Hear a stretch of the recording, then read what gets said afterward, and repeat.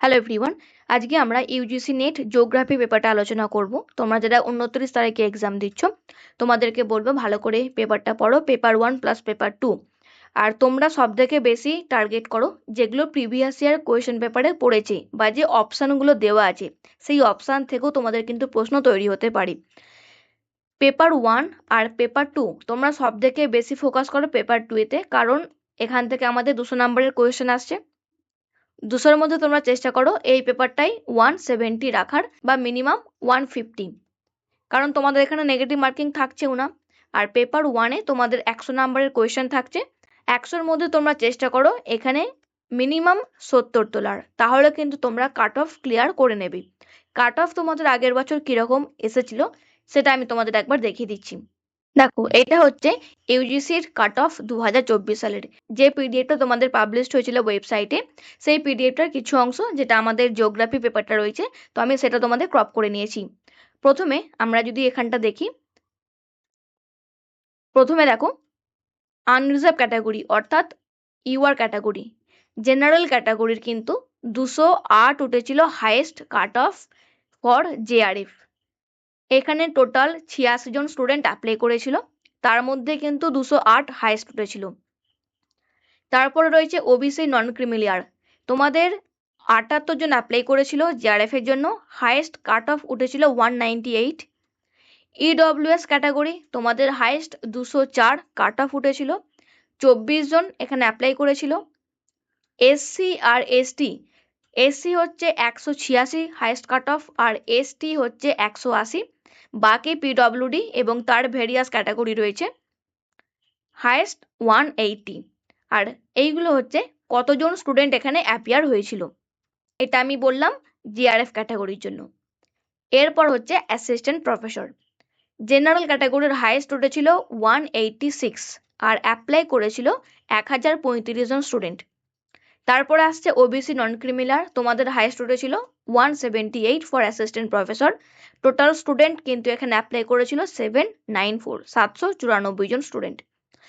তারপরে EWS economically weaker section 279 জন apply করেছিল, হাইয়েস্ট কাট অফ উঠেছিল অ্যাসিস্ট্যান্ট প্রফেসরের জন্য 172। তারপর schedule caste 164 highest cut off assistant প্রফেসরের জন্য, টোটাল 425 জন স্টুডেন্ট অ্যাপ্লাই করেছিল। আর শিডিউল ট্রাইব তোমাদের highest cut off 158 for assistant professor, apply করেছিল টোটাল 236 জন। আর লাস্ট হচ্ছে আমাদের শুধুমাত্র পিএইচডির জন্য যারা অ্যাপ্লাই করেছিল, তোমাদের কিন্তু হাইয়েস্ট উঠেছিল জেনারেল ক্যাটাগরি, সেটা হচ্ছে 164। অ্যাপ্লাই করেছিল অনেকজন, 2171 জন স্টুডেন্ট। তারপরে রয়েছে 152 নাম্বার, এটা হচ্ছে ওবিসি এনসিএল, এখানেও অ্যাপ্লাই করেছিল 1739 জন। তারপরে হচ্ছে ইডব্লিউএস ক্যাটাগরি 148 জন, এখানে অ্যাপ্লাই করেছিল 643 জন। আর বাকি আমাদের এসসি হচ্ছে 146 আর এসটি হচ্ছে 140, তো কিছুটা তোমাদের একই রয়েছে। আর এখানে কিন্তু অ্যাপ্লাই করেছিল 927 আর এসটি হচ্ছে 541। তো এই হচ্ছে আমাদের কাট অফ। তাহলে তোমাদের কারোর যদি টার্গেট শুধুমাত্র পিএইচডি থাকে, তাহলেও কিন্তু জেনারেল ক্যাটাগরি তোমাদের মিনিমাম 170 কাট অফ উঠবে। এবছরও কিন্তু তোমাদের সেম 170 কাট অফ উঠবে। আর তোমরা যদি এবিসি ক্যাটাগরি থেকে বিলং করো, তোমাদের টার্গেট হচ্ছে 160। যারা এডব্লিউএস তোমাদেরকেও বলবো 170 ধরে রাখো। আর এসসি বা এসটি তোমাদেরকে বলবো 150। এটা হচ্ছে অনলি ফর পিএইচডি ক্যাটাগরি। তারপর হচ্ছে অ্যাসিস্ট্যান্ট প্রফেসর, তোমাদের কিন্তু জেনারেল ক্যাটাগরি কাট অফ 190 উঠতে পারে এবছর। তারপরে 180 উঠতে পারে ওবিসি স্টুডেন্টদের জন্য। আর এসসি তোমাদের আমি এখানে 175 ধরে রাখছি প্লাস মাইনাস করে। আর এসটি তোমাদের এখানে আমি 160 ধরে রাখছি। এটা আমি হাইয়েস্ট কথা বললাম, যে যারা চাইছো যে আমরা এক চান্সেই অ্যাসিস্ট্যান্ট প্রফেসরের সিটটা পেয়ে যাই। আর আমাদের জেআরএফ, যেটা সব থেকে আমাদের নম্বর দরকার হয়, যেহেতু 208 উঠেছিল আগের বছর, তো আমি এবারে 10 নাম্বার বেশি ধরে আমি এখানে 218 করে রাখছি for general category, 200 for OBC NCL, 205 for EWS, 190 for SC আর 185 ফর এসটি। সো এই হচ্ছে আমাদের কাট অফ এক্সপেক্টেড। তোমরা যদি এই নাম্বারটা তোলো তাহলে কিন্তু তোমরা ইজিলি জেআরএফ অথবা অ্যাসিস্ট্যান্ট প্রফেসর অথবা পিএইচডি যে নাম্বারগুলো বললাম তোমরা কিন্তু এখানে ইজিলি পেয়ে যাবে। তো এরপর আমি তোমাদের সঙ্গে আলোচনা করব যে 2024 সালের 28শে আগস্ট তোমাদের কিরকম এক্সাম পড়েছিল। Paper 1 plus paper 2। পেপার 1টা আমি তোমাদের সঙ্গে আলোচনা করছি না, আমি শুধুমাত্র তোমাদের সঙ্গে পেপার 2টা আলোচনা করে দিচ্ছি। পেপার 1-এর এখন যে নোটগুলো তোমাদের কাছে রয়েছে তোমরা এখন সেগুলোই পড়ো। সো আমাদের 51 নম্বর থেকে কোয়েশ্চেন শুরু হচ্ছে। মানে দেখো আমাদের লেখা আছে সেকশন জিওগ্রাফি, কোয়েশ্চেন নম্বর হচ্ছে 51, কারণ 50টা কোয়েশ্চেন আমাদের পেপার 1 থেকে আসছে। 50টা কোয়েশ্চেন, প্রত্যেকটা কোয়েশ্চেনের মান 2 নম্বর। সো পেপার 1-এ তোমাদের 100 নম্বরের কোয়েশ্চেন থাকছে। 100-র মধ্যে তোমরা চেষ্টা করো জেনারেল ক্যাটাগরি তোমরা 70 তোলার চেষ্টা করো, বাকি এসসি বা এসটি তোমরা চেষ্টা করো এখানে 50 তোলার। ওকে, সো এখানে আমরা মেনলি দেখব কোন চ্যাপ্টারগুলো আমাদের ইম্পর্টেন্ট। প্রথম কোয়েশ্চেন যেটা আমাদের পড়েছে হিউম্যান জিওগ্রাফি চ্যাপ্টার থেকে, which of the following perspective of geography emerge as a part of radical Marxist orientation of human geography। So তাহলে হিউম্যান জিওগ্রাফি ইম্পর্টেন্ট, তোমরা এখন এটা একবার দেখে নাও।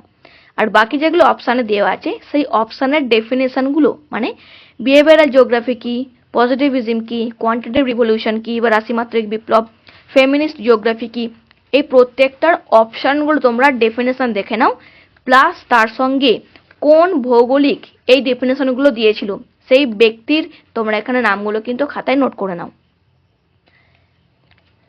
নেক্সট আমাদের 52 নম্বর কোয়েশ্চেন, এর টাইপটা দেখো স্পেকট্রাল রেজলিউশনস। স্পেকট্রাল রেজলিউশনস অর্থাৎ রিমোট সেন্সিং চ্যাপ্টার থেকে দিয়েছে, তবে এখানে কিন্তু ডেফিনেশন থেকে তোমাদের প্রশ্ন দেয়নি যে স্পেকট্রাল রেজলিউশন কি। এখানে দিয়েছে ব্র্যান্ড ইউটিলিটি, অর্থাৎ এই কোয়েশ্চেনটা কিন্তু মিডিয়াম টাফ। ব্র্যান্ড ইউটিলিটি মানে স্পেকট্রাল রেজলিউশনের যে ব্যান্ড রয়েছে সেই প্রত্যেকটার রেজলিউশন কত করে রয়েছে, প্রত্যেকটা ব্যান্ডের কত করে রেজলিউশন রয়েছে। সো আমরা যদি প্রথমে দেখি লিফ এরিয়া ইন্ডেক্স ম্যাপিং, এটার পরে রয়েছে atmospheric water vapour, cirrus clouds আর ক্লাউড টপ অল্টিটিউড। হচ্ছে প্রথমেরটা, তারপরে B2, C3 আর D4 প্রত্যেকটার কিন্তু এখানে ব্র্যান্ড রেজলিউশনস এ দিয়েছে, তো উত্তর হয়ে যাচ্ছে অপশন 2। আর তোমরা যদি এইরকম প্রশ্ন কেউ নাও জানো তাহলেও ছাড়া দরকার নেই, যেহেতু তোমাদের এখানে কোনো নেগেটিভ মার্কিং আসছে না, তো তোমরা যদি ভুল প্রশ্নের উত্তর দাও তাহলেও কিন্তু তোমাদের এখানে মাইনাস হচ্ছে না। নেক্সট 53 কোয়েশ্চেন, অ্যাট প্রেজেন্ট মানে বর্তমানে the total food grain production is the share of kharif and rabi crops include cereals and pulse. Cereals এবং পালস মিলিয়ে খারিফ শস্য প্লাস রবি শস্য এদের শেয়ার অফ প্রোডাকশন কত, মানে উৎপাদন এদের শেয়ারটা কত, এটা হচ্ছে অলমোস্ট ইকুয়াল। এটারও কিন্তু কোয়েশ্চেন বলতে পারো মিডিয়াম থেকে টাফ। ওকে, তো এটার উত্তর হচ্ছে অলমোস্ট ইকুয়াল। খারিফ শস্য এবং রবি শস্য আমরা যদি দেখি তাহলে এদের দুজনেরই কিন্তু প্রোডাকশন 50-50 রেশিওতে রয়েছে। নেক্সট আমাদের কোয়েশ্চেন, ডিপ অর ট্রেক মানে সমুদ্র খাত থেকে আমাদের কোয়েশ্চেন দিয়েছে। সমুদ্র খাত অর্থাৎ চ্যাপটা কিন্তু হচ্ছে আমাদের ওশান, প্যাসিফিক ওশান কি, আটলান্টিক ওশান, এছাড়া আমাদের ইন্ডিয়ান ওশান, প্রত্যেকটাই কিন্তু important. Puerto Rico trek, Java, সুন্দা, Challenger and Malay দ্বীপ। দেখো জাভা অ্যান্ড সুন্দা এটা আমরা জানি ভারত মহাসাগরে রয়েছে, চ্যালেঞ্জার ডেপ এটা আমাদের প্যাসিফিক ওশানে রয়েছে, বাকি পড়ে থাকলো পুয়ের্তো রিকো আর মলয়। তোমরা কেউ যদি মলয়টা নাও জেনে থাকো তাহলে পুয়ের্তো রিকো আমরা জানি এটা হচ্ছে আটলান্টিক মহাসাগরে আমরা দেখতে পাই। সো বাকি পড়ে থাকলো মলয় যেটা আমরা আর্কটিক ওশানে দেখতে পাই। তো এটা কিন্তু বলতে পারো কোয়েশ্চেন একদমই ইজি দিয়েছে। নেক্সট কোয়েশ্চেন, তো আমি তোমাদের কয়েকটা আলোচনা করে দিচ্ছি। Identify the correct statement about the Schaefer Hudson debate. এখানে কিন্তু আমাদের ডাইরেক্টলি ডেফিনেশন থেকে কোনো প্রশ্ন দেয়নি। ডিবেট তখনই আমি বলতে পারবো যদি আমরা ডেফিনেশনটা জানি। এটার উত্তর হচ্ছে স্টেটমেন্ট এ আর স্টেটমেন্ট সি। কি বলছে এখানে দেখো, for Hudson geography is what geographers have made it. এখানে হাডসন বলছে ভূগোল হচ্ছে সেটাই যেটা জিওগ্রাফাররা তৈরি করছে, আর স্কিফার বলছেন যে জিওগ্রাফিকে কোনটা হতে হবে, বা হোয়াট জিওগ্রাফি শুড বি, জিওগ্রাফিকে কি হওয়া উচিত, তো এটা বলছেন স্কিফার। আর অপশন সি তে কি বলছে, Schaefer advocated for the formulation of laws in geography, ভূগোলে যে সমস্ত আমাদের লস তৈরি হচ্ছে সেটাকে অ্যাডভোকেট করছেন স্কিফার। বাকি কিন্তু অপশন বি আর অপশন ডি যদি আমরা দেখি, এখানে একবার দেখে নি চলো। অপশন বি তে কি বলছে, Schaefer promoted the study of areal differentiation while Hudson favoured exceptionalism in geography. এটা কিন্তু উল্টে দেওয়া আছে, অপোজিট দেওয়া আছে। আর নেক্সট অপশন ডি তে বলছে, Schaefer was against the application of positive methods in geography. এটাও কিন্তু এখানে ভুল দেওয়া আছে, এটা কিন্তু হচ্ছে না। আমাদের কোয়েশ্চেন 56 দেখো, arrange the following developments in remote sensing in chronological order. তো আবার কিন্তু আমাদের চ্যাপ্টার দিয়েছে রিমোট সেন্সিং। এখানে কোয়েশ্চেনের প্যাটার্নটা দেখো, প্রথমে দিয়েছে Google Earth service, digital globe, Landsat thematic mapping data, SPOT 1 launch, ERS ERTS 1 launch, IRS 1C launch. Question কি দিয়েছে, ক্রোনোলজিক্যাল অর্ডারে সাজাতে বলেছে। তো আমি যদি সালগুলো না জানি তাহলে কিন্তু কোনোভাবেই আমি এটা উত্তর দিতে পারবো না। তো তাহলে তোমাদের এখন যেটা কাজ, রিমোট সেন্সিং বইটাতে দেখে নাও প্রত্যেকটা স্যাটেলাইট কত সালে তৈরি হয়েছে, কোন ভেহিকেলের মাধ্যমে এগুলোকে উৎক্ষেপণ করা হয়েছিল, এটাও কিন্তু ইম্পর্টেন্ট। সো এখানে আমরা যদি ল্যান্ডসার থিমেটিক ম্যাপ দেখি, 2001 সালে হয়েছিল, স্পট 1 1986-তে, ইআরটিএস 1972, আর আইআরএস মানে ইন্ডিয়ান রিমোট সেন্সিং স্যাটেলাইট এটা হচ্ছে 1995। তো আমার সঠিক অ্যান্সার হচ্ছে অপশন 4 CBDA। সো আমি এখন তোমাদের 6টা প্রশ্ন আলোচনা করলাম। এটা হচ্ছে 2024 সালের 28শে আগস্ট এই এক্সামটা হয়েছিল। বাকি তোমাদের আমি 2025 সালের 9 জানুয়ারি যে এক্সামটা হয়েছিল সেটা তোমাদের আমি একবার দেখিয়ে দিচ্ছি কিরকম টাইপের প্রশ্ন এসেছিল। আমরা ডাইরেক্টলি 51 নম্বর কোয়েশ্চেনে চলে যাব। তো সেকশন আমাদের 2, সেটা হচ্ছে জিওগ্রাফি। প্রথম প্রশ্ন কি ছিল দেখো, বুক আর এখানে অথর দিয়ে দিয়েছে। তো অ্যালমাগেস্ট এটা কিন্তু আমরা কনফার্ম জানি এবং এটা আমরা বইতেও পড়েছি, কসমস আর অ্যালমাগেস্ট এই দুটো কিন্তু আমরা জিওগ্রাফিক্যাল থটে পড়েছিলাম। সো আশা করি তোমরা এই দুটো মনে রাখবে। তাহলে কসমস এই বইটি কে লিখেছিলেন, এটা হচ্ছে আমাদের হামবোল্ট। আর অ্যালমাগেস্ট এটা লিখেছিলেন টলেমি। তাহলে বি হয়ে যাচ্ছে 2 আর সি হয়ে যাচ্ছে 4। বাকি কি থাকলো, মোকাদ্দিমা আর ইমাজিন মুন্ডি। তো এটা যদি আমরা না জানি তাহলে আমাদের কিন্তু অসুবিধা হয়ে যাবে প্রশ্নটা অ্যাটেম্প করতে। এই এখানে মুকদ্দিমা এই যে বইটা লিখেছেন এটা হচ্ছেন ইবন খালাদুন, আর ইমাজিন মুন্ডি এটা লিখেছিলেন পিয়েরে ডে অ্যালি।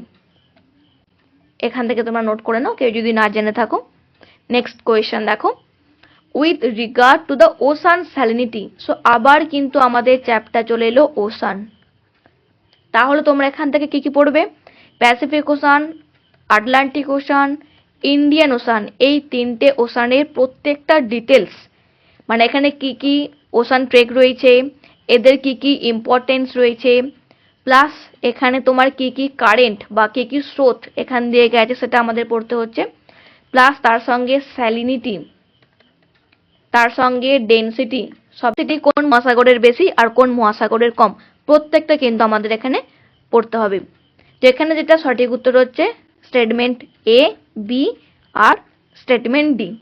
প্রথম স্টেটমেন্টে কি বলছে, ওশানে অ্যাভারেজ ক্লোরিনের মাত্রা হচ্ছে 19.2%। The belt of the highest salinity is found between 20 to 40 degree north and south Latitude. অর্থাৎ আমরা যদি এটাকে গ্লোব হিসাবে মনে করি বা গ্লোব, আমরা যদি এটাকে গ্লোব মনে করি, এটা নিরক্ষরেখা।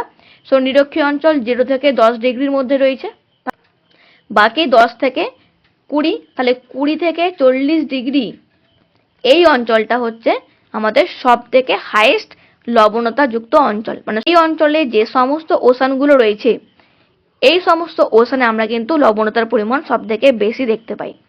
আর অপশন ডি তে কি রয়েছে, distribution of salinity on the map is shown by means of isohaline. এটা আমরা জানি যে সমান লবণতা যুক্ত লাইনগুলিকে যখন আমরা যোগ করি তাকে আমরা কি বলি, আইসোহেলাইন। নেক্সট কোয়েশ্চেন 53, টাইপসটা দেখো, ট্রান্সপোর্ট, আর এখানে এক্সপ্লেনেশন দিয়ে রেখেছে, সল্টেশন, সলিউশন বা দ্রবণ, ট্রাকশন অ্যান্ড ফ্লোটেশন। সল্টেশন মানে কি? যখন নদীর খাতে আমরা অনেক হেভি পার্টিকেলস দেখতে পারবো। তো এ হয়ে যাচ্ছে 4। সলিউশন মানে কি? দ্রবণ, অর্থাৎ যেটা জলে গলে যায়, মানে ডিজলভ ইন দ্য ওয়াটার। বাকি কি পড়ে থাকলো? ট্র্যাকশন আর ফ্লোটেশন।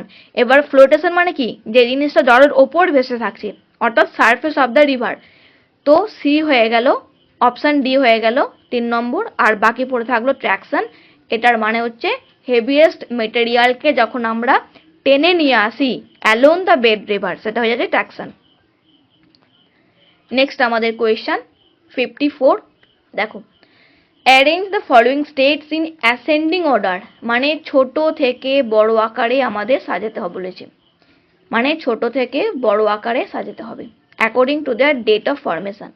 তাহলে এই প্রশ্নটা আমি তখনই অ্যাটেন্ড করতে পারবো যদি আমরা ডেট প্লাস ইয়ার আমরা জানি। এবার আমরা দেখে নিই। ঝাড়খণ্ড তৈরি হয়েছিল 2000 সালের 15 নভেম্বর, মিজোরাম 1987 সালের 20 ফেব্রুয়ারি, ছত্তিশগড় 2000 সালের 1 নভেম্বর, গোয়া 1987 সালের 30 মে, আর উত্তরাখণ্ড 2000 সালের 9 নভেম্বর। এই হচ্ছে আমাদের ডেট। সেক্ষেত্রে আমার সঠিক উত্তর হচ্ছে অপশন এ।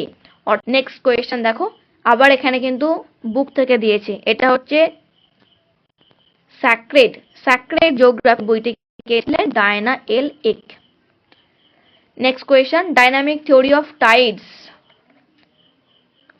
জোয়ারের গতিশীলতার তত্ত্ব কে দিয়েছিলেন? লাপ্লাস। এগুলো কয়েকটা ইজি রয়েছে। তারপর আবার ভলক্যানো আর কান্ট্রি, তো এইগুলো কিন্তু একদমই ইজি প্রশ্ন বলতে পারো। মাউন্ট সেন্ট হেলেনা বা ভেসুভিয়াস, পিনাটাবু, এই তিনটা তো আমরা জানি। ইতালির হচ্ছে ভেসুভিয়াস, ফিলিপাইন্সের হচ্ছে পিনাটাবু, ইউএস এর হচ্ছে মাউন্ট হেলেনা। তো বাকি থাকলো আইসল্যান্ড। তো এটা অটোমেটিক্যালি এর সঙ্গে হয়ে যাচ্ছে রিলেটেড। নেক্সট আমাদের রয়েছে theories and scientist, geosyncline orogen, sliding continent, thermal convection আর থার্মাল কন্ট্রাকশন। অপশন কি দিয়েছে সায়েন্টিস্টদের? Jeffreys, Holmes, Daly and Kober. So এই কোয়েশ্চেনের টাফনেস কিন্তু মিডিয়াম। উত্তর কি হচ্ছে? জিওসিনক্লাইন ওরোজেন, কোবার হয়ে যাচ্ছে।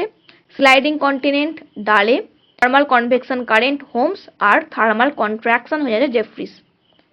সো এইরকম কিন্তু কোয়েশ্চেন আসছে। তোমাদের বলবো চ্যাপ্টারগুলো ভালো করে নোট করো।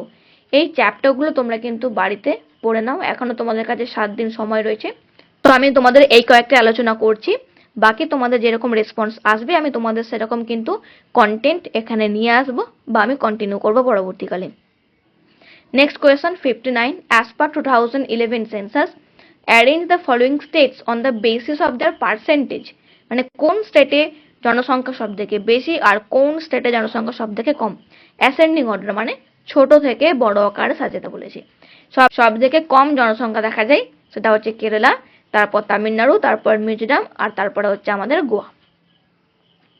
আর এটা হচ্ছে 2011 সেন্সাস। তো এবছর তোমাদের যদি কোয়েশ্চেন আসে সেন্সাস থেকে তাহলে কিন্তু 2011ই আসবে। তারপরের question, next question 60, heartland theory থেকে দিয়েছে।